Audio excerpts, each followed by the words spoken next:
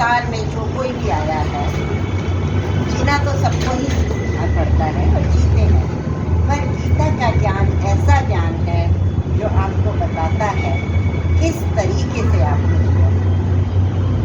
और आज हम चर्चा करेंगे दूसरे अध्याय सांख्य। यहीं से गीता का ज्ञान प्रारंभ होगा। प्रथम अध्याय में आपने देखा अर्जुन किस तरीके से मोह में पड़कर युद्ध ना करने की प्रेरणा पता नहीं कहाँ से, मोह से ही पाते हैं, प्रेरणा पाते हैं और पीछे जाकर रथ में बैठ जाते हैं।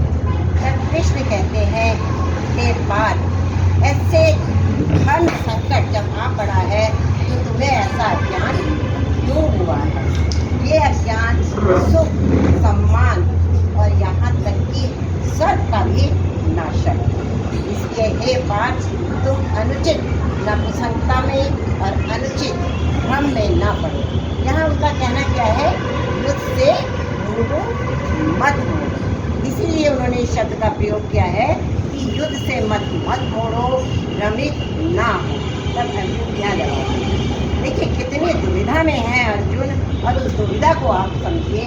कितनी दुविधा में है कि हे प्रभु आप ही बताइए, मैं अपने गुरु द्रोणाचार्य और पितामह भीष्म पितामह पर कैसे बात? दुविधा देखिए, हर आदमी दुविधा में होता है कि जिन गुरु ने मुझे सारा ज्ञान दिया है, आज मैं जहाँ खड़ा हुआ हूँ द्रोणाचार्य के कारण खड़ा हूँ, जिन्होंने मुझे बचपन से इतने प्यार से पाला पोसा है, उन पर कैसे दुविधा सही है अर्जुन की। पर भगवान क्या करते हैं? दुविधा से कैसे निकालते हैं?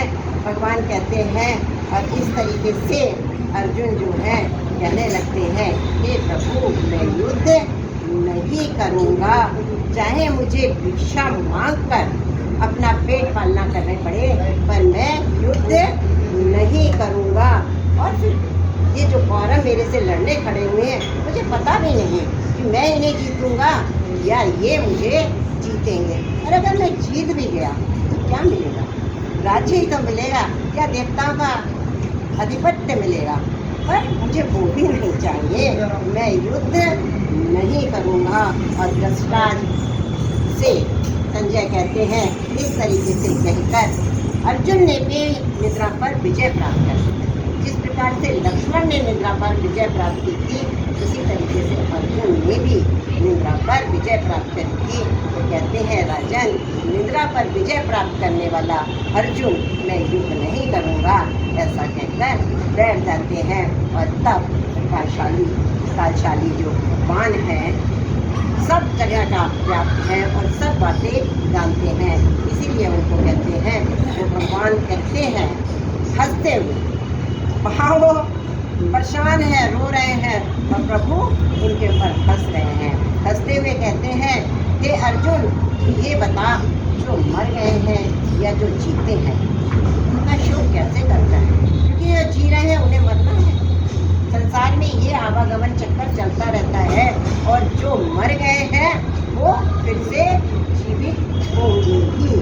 तो इनका तू शोक क्यों करता है? तू मुझे ये बता। सुख, दुख, सर्दी, गर्मी, ये तो इंद्रियों से व्याप्त होती है ना। हम सुख भी अनुभव करते हैं, दुख भी अनुभव करते हैं, सर्दी भी अनुभव करते हैं, गर्मी भी अनुभव करते हैं। किससे करते हैं? इंद्रियों से। क्या ये शाश्वत है? नहीं। आज हम सुख का अनुभव कर रहे हैं, कल हम दुख का अनुभव करने लग जाएंगे। आज हमें सर्दी लग रही है, कल हमें गर्मी लगने लग जाएगी। ये शाश्वत नहीं है। और जो सुख दुख को समभाव से देखता है, वो ही योगी पुरुष है। वो कहते हैं सत्य जो है वो कभी भी खत्म नहीं होता, समाप्त नहीं होता, और झूठ के पाँव नहीं होते हैं। पर क्या ये दोनों भाव भी सत्य हैं? सत्य भी तो कभी ना कभी खत्म होगा, और झूठ भी कभी ना कभी खत्म होगा ही। तो इन भावों से भी तू ऊपर उठ अर्जुन, क्योंकि ये संपूर्ण संसार किसमें समाया हुआ है? परमात्मा में समाया हुआ है। और परमात्मा का अंश ही क्या है? आत्मा।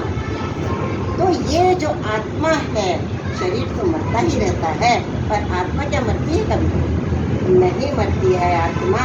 तो उदाहरण दे के समझाते हैं कि जिस तरीके से मनुष्य पुराने वस्त्रों को त्याग कर नए वस्त्र धारण करता है, उसी तरीके से ये आत्मा भी पुराने शरीर को त्याग नए शरीर को धारण कर लेती है।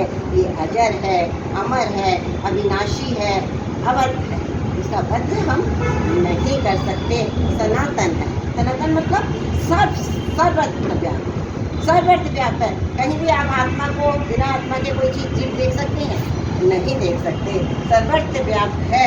तो ऐसी आत्मा जो कि शस्त्रों से काटी नहीं जा सकती, अग्नि जिसको जला नहीं सकती, वायु जिसे सुखा नहीं सकती, अग्नि जिसे जला नहीं सकती, और जल जिसे गला नहीं सकता, ऐसी जो छेदने आपकी गर्मी से, आपके छेदने से, आपके जल से, आपके गीले होने से दूर है, उस आत्मा पर एक वो आत्मा अजर अमर है।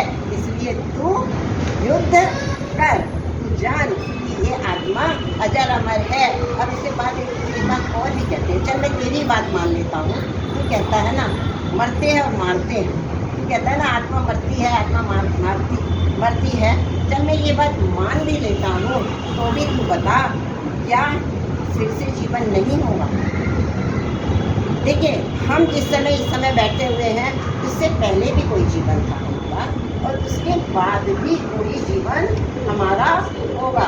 पर हम उन दोनों जीवनों के बारे में जानते हैं। हम केवल इस जीवन के बारे में जानते हैं, पर प्रभु पहले के जीवन के बारे में भी जानता है, बाद के में भी, और इस समय अर्थात वर्तमान के जीवन के बारे में हम जानते हैं, पर भविष्य में क्या होने वाला है और उससे पहले क्या हो चुका है वो हम नहीं जानते हैं।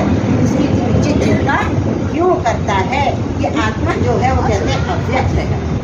हम इसको व्यक्त कर सकते हैं, ये अव्यक्त है, ये आत्मा चिंतन से दूर है, और ये आत्मा इंद्रियों से भी परे है। हाथ से हम छू सकते हैं, पैरों से टच कर सकते हैं, आंखों से नहीं, ये इंद्रियों से भी परे है।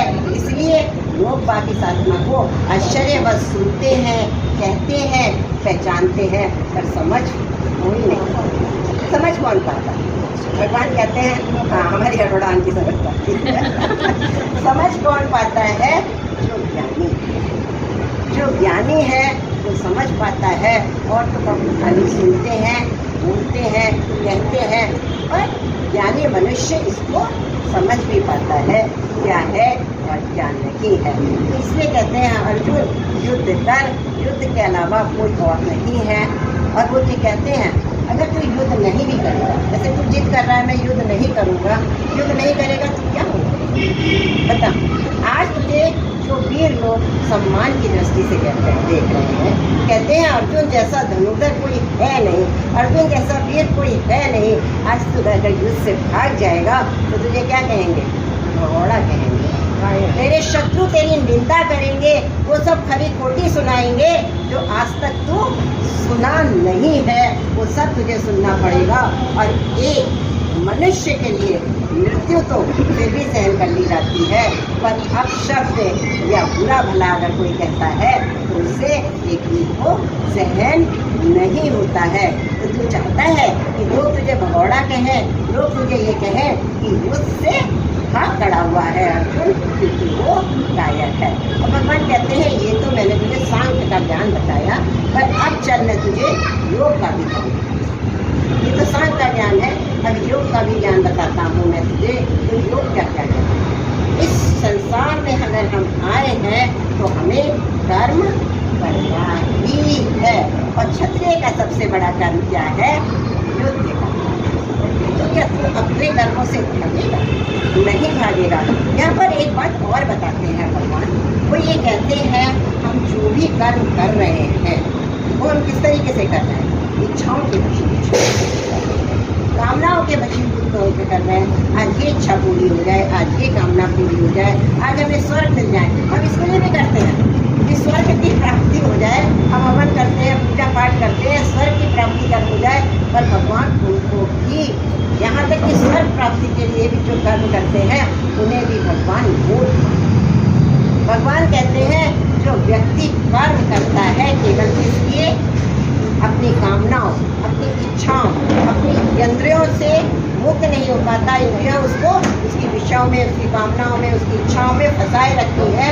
और इनसे जो व्यक्ति कर्म करता है वो बहुत बड़ा ढोंगी व्यक्ति है। कर्म कौन करता है? कर्म वो करता है जिसने फल की इच्छा त्याग की है, वो कर्म कर रहा है।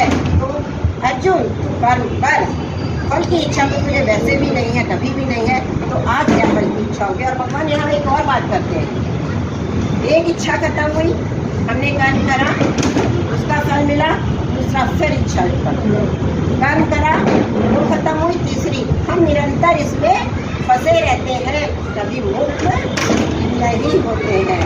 पर अगर आप निष्काम रूप से कर्म कर रहे हैं तो क्या उसका फल नहीं मिलता?